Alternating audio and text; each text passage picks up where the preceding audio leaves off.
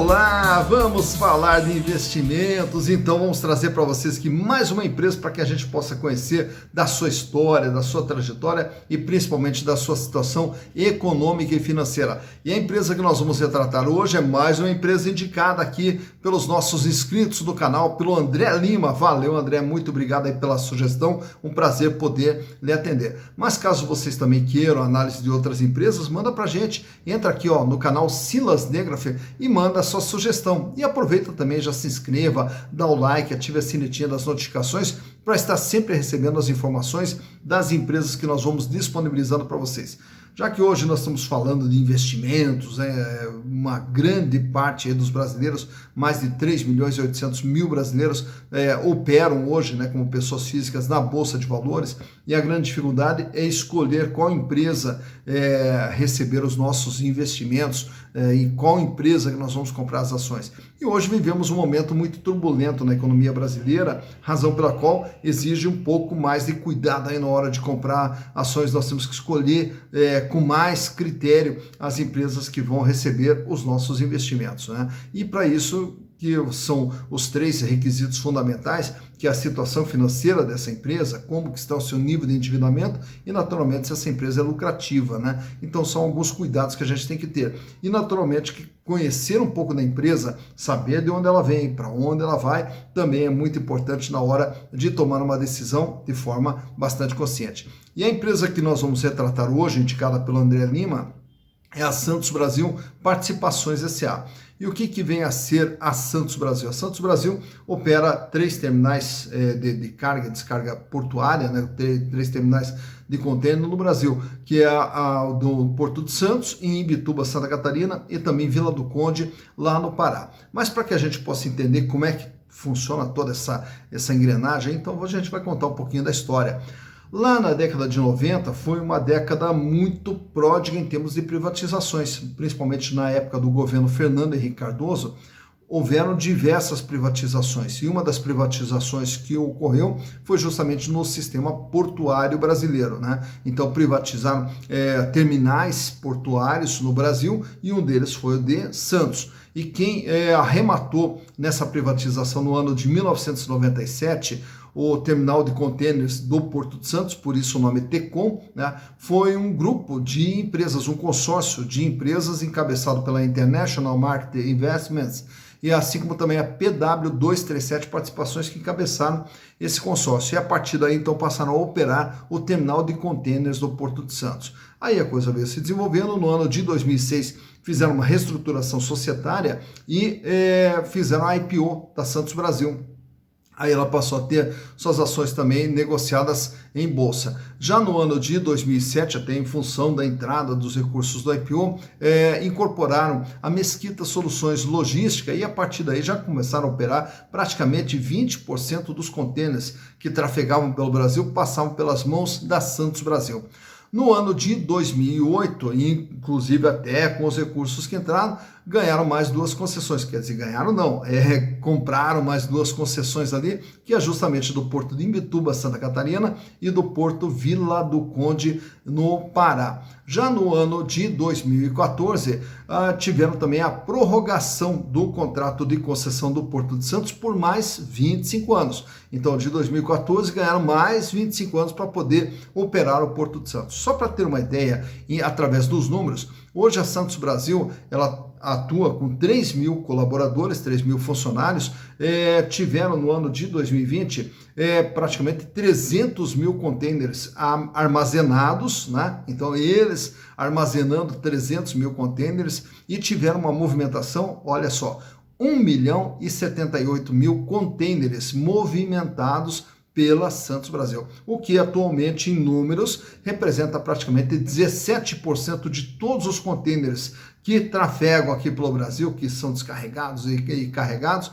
Praticamente 17% passa pelas mãos da Santos Brasil. Então, a partir de agora, você já conhece o que é a empresa. Agora, naturalmente, que temos que conhecer através dos números, como que essa empresa está. E para tanto, eu trouxe para vocês os balanços de 2018, 2019, 2020 e também do primeiro semestre do ano de 2021, para que a gente possa ver como que está o andamento da empresa através dos seus números. Portanto, vamos aos números. Então vamos para a análise das demonstrações contábeis da Santos Brasil Participações S.A., até para a gente saber como que vem sendo o desempenho da empresa ao longo desse período. Então eu trouxe para vocês aqui os exercícios de 2018, 2019 e 2020 e também as informações mais atualizadas disponibilizadas pela empresa que se referem ao primeiro semestre do ano de 2021. Então, para que possamos entender o que é a Santos Brasil em números, vamos aqui para o total do ativo no ano de 2018, que fechou com 2 bilhões 858 milhões de reais. O que quer dizer esse valor aqui? É tudo que tem dentro do patrimônio da empresa, composto pelo ativo circulante, que é o capital de giro, e o ativo não circulante, que é um capital fixo da empresa. Reparem que o valor maior ele está aqui dentro desse intangível. O que é o intangível? São os ágios nas aquisições e também os direitos de exploração da concessão, né, da movimentação de contêineres nos portos. Então esse aqui que é o valor principal do patrimônio da empresa, totalizando 1 bilhão 864 milhões. Mas o que faz a empresa movimentar é justamente isso aqui, é o capital de giro, que é um ativo circulante que fechou em 2018 com 409 milhões de reais, uma representatividade de 14,3%. Esse valor ele é composto por caixa equivalente, que é o dinheiro que a empresa possui, 253 milhões em 2018, tinha 113 milhões para receber. Aqui também aparecem os estoques, mas no caso da Santos Brasil, esses estoques não são bens destinados à venda, mas são os estoques para uso e consumo da própria atividade da empresa. Então, fecha com um capital de giro de 409 milhões no ano de 2018 e para o ano de 2019 a empresa aumenta o seu valor aqui de ativo para 3 bilhões 196 e o capital de giro pula para 598 milhões, 18,7% de representatividade. Passa a ter agora 425 milhões de reais em caixa, um aumento em relação ao ano anterior, 120 milhões de reais em contas a receber. Já para o ano de 2020, a empresa daí dá um salto, 4 bilhões 229 milhões de reais, e o capital de giro, olha aqui, vai para 1 bilhão 239 milhões, e agora tem uma representatividade de 29,3%. O dinheiro em caixa da empresa pula para 1 bilhão e 70 milhões, que se comparado, né, com os períodos anteriores, de 253 milhões, aumenta para 425 milhões, aumenta para 1 bilhão em caixa, dinheiro em caixa, banco, aplicação financeira, e que representa o caixa equivalentes.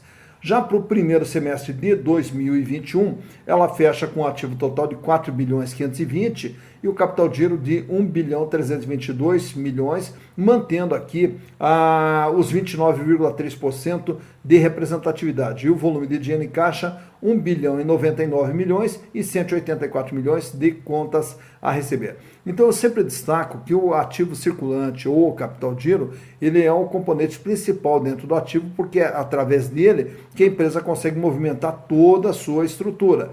E naturalmente que quanto mais capital de giro, mais recursos ela tem para fazer a movimentação da sua estrutura, o que nesse quesito aqui a empresa vem com um desempenho muito interessante, com um aumento consecutivo aqui do capital de giro e principalmente do aumento do valor de dinheiro em caixa. Já no endividamento da empresa, aí nós observamos aqui dentro do passivo. Passivo circulante, dívidas de curto prazo, passivo não circulante, dívidas de longo prazo e o total de endividamento. Então ele fechou 2018 com 1 bilhão 517 milhões de dívidas, sendo que 1 bilhão 217 é no longo prazo e apenas 299 milhões no curto prazo. Essa dívida total representava 53,1% do patrimônio da empresa. Já para o ano de 2019, a dívida aumenta para 1 bilhão 843 milhões e a sua representatividade 57,7%. Reparem que o aumento da dívida ocorre sempre aqui, no longo prazo. Já no ano de 2020, aí a dívida cresce nominalmente para 2 bilhões 132, porém o peso da dívida recua para 50,4%. Tá? Continua a dívida sempre no longo prazo, a dívida maior no longo prazo. E no ano de 2021, nos 6 primeiros meses de 2021, a dívida sobe para 2 bilhões 327 milhões, porém com uma representatividade de 51,5%. Mantém sempre a dívida mais pesada no longo prazo. Então, ao observar aqui o endividamento, ele sai de 53 para 57, recua para 50, 51, então praticamente ele vem mantendo uma estabilidade dentro dessa faixa aqui, entre 50, 52, 53%, na média, né, que vem mantendo o endividamento da empresa. Já nos resultados, ela faturou no ano de 2018 921 milhões, no ano de 2019 972 milhões, no ano de 2020 929 milhões. Então, ao longo desses 3 anos aqui, ela praticamente veio com um faturamento aqui estável, né? Com uma pequena elevação em 2019, deu uma retração em 2020, mantendo o faturamento na faixa aí dos seus 920 milhões. Já nos 6 primeiros meses do ano de 2021, aí sim, o faturamento ele dá um salto, vai para 694 milhões de reais, o que projeta aqui um faturamento em torno de 1 bilhão e 300, 1 bilhão e 400 para o ano de 2021. Então, o ano de 2021 promete para a empresa aqui um faturamento bem significativo e agora sim, um crescimento nas vendas da empresa. Venda naturalmente de serviços. O lucro de 2018, que foi um lucro modesto de 2 milhões 979, aumenta esse lucro para 15 milhões 375. Em 2020 fecha com prejuízo, 13 milhões 761. Já para o primeiro semestre de 2021, olha aqui, ó, já tem 91 milhões de reais de lucro, também projetando um lucro em torno de 180 milhões para o ano de 2021. Então ela que vinha com lucros modestos e aí na sequência prejuízo, agora terá, né, pela previsão aqui, pelo que os números estão mostrando, um lucro bem significativo, talvez o melhor lucro nos últimos tempos aqui da Santos Brasil. Então está aqui a análise da empresa, o capital de giro em constante elevação, o endividamento se mantendo estável ao longo do período e sempre com as dívidas no longo prazo.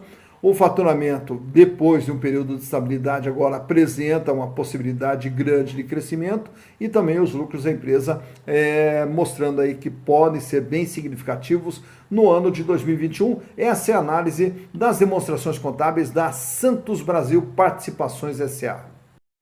Tá então mais uma empresa analisada, Santos Brasil Participações S.A., que agora você já conhece, e inclusive aqui no Brasil, depois até que a gente começou a fazer esse trabalho aqui da análise de empresa, é até surpreendente a quantidade de empresas que nós temos no Brasil e a diversificação de atividades de todas essas empresas, né? E a Santos Brasil, então quando a gente passa aí pelos portos e vê aqueles contêineres, ou até mesmo os contêineres trafegando aí pelas nossas estradas, né? E aí a gente vê, pô, mas como é que funciona tudo isso aí, né? Então a Santos Brasil é uma das empresas que atua dentro dessa área e que agora a gente passou também a conhecer, né? E aí também trouxe para vocês aqui um gráfico, até para você acompanhar em termos do gráfico, como que está a valorização, né? Como que estão avaliando as ações da Santos Brasil, até para você ter uma ideia do seu comportamento através dos gráficos também, né? Mas então, além dos gráficos, quanto mais informações a gente tiver,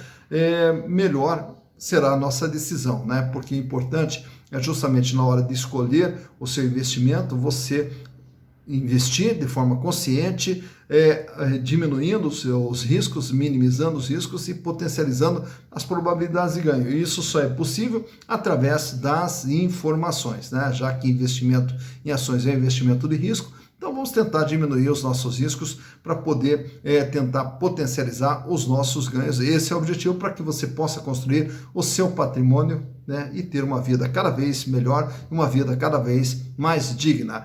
Dito isso, bons investimentos para vocês.